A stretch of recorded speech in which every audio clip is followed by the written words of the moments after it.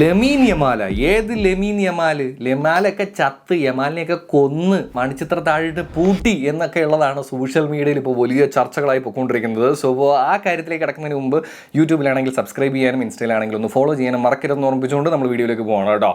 Yes, അപ്പോൾ Spain Portugal മത്സരത്തിന് ശേഷം ട്രോഫി വാങ്ങുന്ന സമയത്ത് പുള്ളി ക്ലാപ്പ് ചെയ്തില്ല, സപ്പോർട്ട് ചെയ്തില്ല, അവിടെ നിന്നില്ല, പോയില്ല.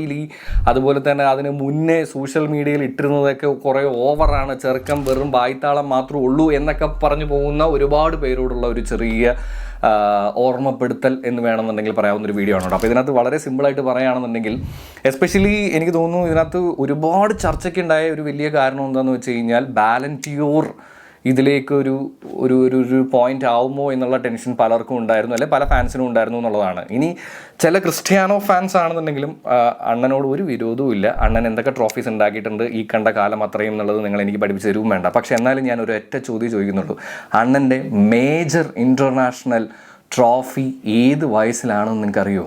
ഒന്ന് തപ്പി നോക്കുക കേട്ടോ. എന്നാൽ ഈ ലമീൻ യമാൽ സ്കൂൾ പയ്യൻ, നിങ്ങൾ കൊന്ന പയ്യനില്ലേ, അവൻ ഇന്ന് നിലവിൽ 4 മേജർ ട്രോഫീസ് ഉണ്ട്. അതിലൊരെണ്ണം ഇൻ്റർനാഷണൽ ട്രോഫിയും കൂടെയാണ് എന്നുള്ളതാണ്. ഇതുപോലെ മറ്റൊരു ഫുട്ബോളറിന് നിങ്ങൾക്ക് പറയാനായിട്ടുണ്ടോ?